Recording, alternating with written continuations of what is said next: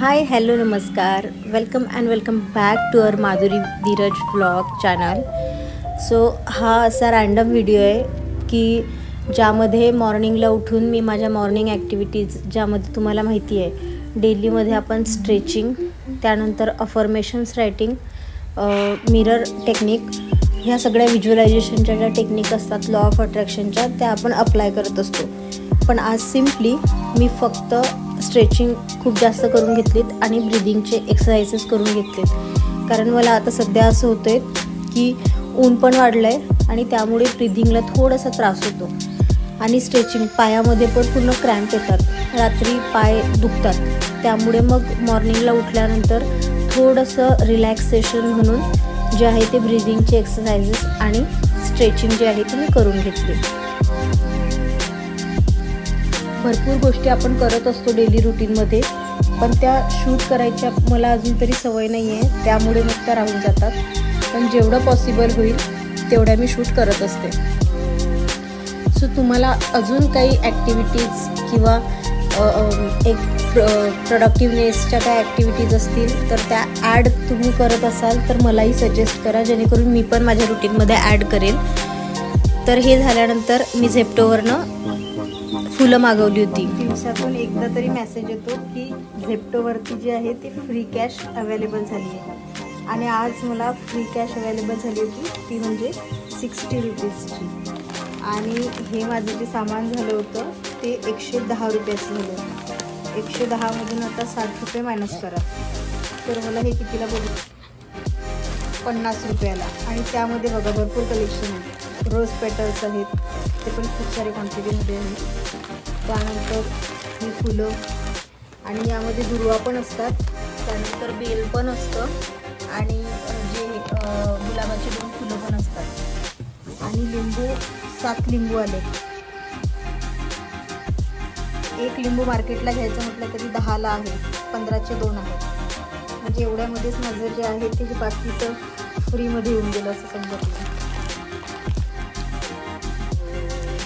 Dry fruits वगैरे खाऊन घेतलेत, त्याची क्लिप ॲड करायचं लक्ष नाही आहे. त्यानंतर चहा पिऊन घेतला.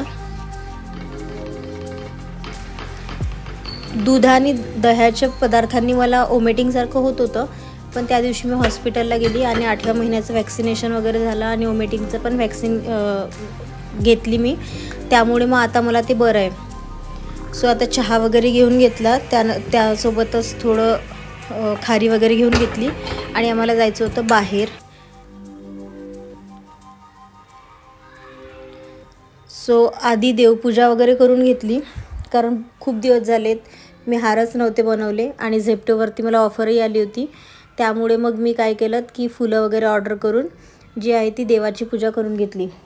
त्यानंतर मला स्वामी समर्थांचं पारायण करायचंच आहे, कारण थोडंसं मन जे आहे ते रिलॅक्स वाटतं. त्यामुळे आता या गुरुवारपासनं ते पण ब्लॉग्स डेली आपल्या यूट्यूब चॅनलवरती येतीलच. आणि आणखी अजून काही प्रोडक्टिव्हनेस असेल तर मी माझ्या व्हिडिओमध्ये ॲड करण्याचा नक्कीच प्रयत्न करेल. कारण आता सध्या मलाही बघताना वाटतं आहे की प्रोडक्टिव्हनेस पाहिजे, पण ते शूट नेमकं कोणत्या अँगलने आणि कसं करावं आणि कसं त्यावरती व्हॉईस ओव्हर करावा हे मला अजून तरी जमत नाही आहे, पण हळूहळू होईल. त्यामुळे मग मी हार बनवून घेतले होते आणि हार बघा ना किती छान बनवले आहेत.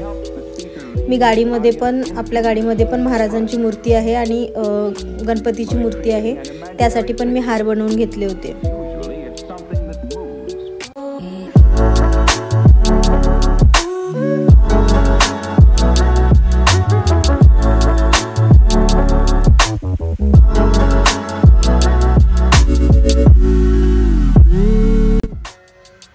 रांगोळी वगैरे काढून झालीत आणि देवपूजा करून झालीत.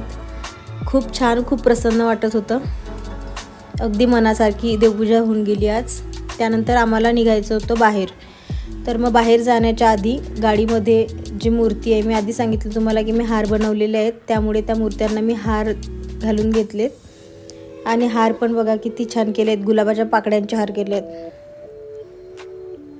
ही पण आपली लक्ष्मीच आहे.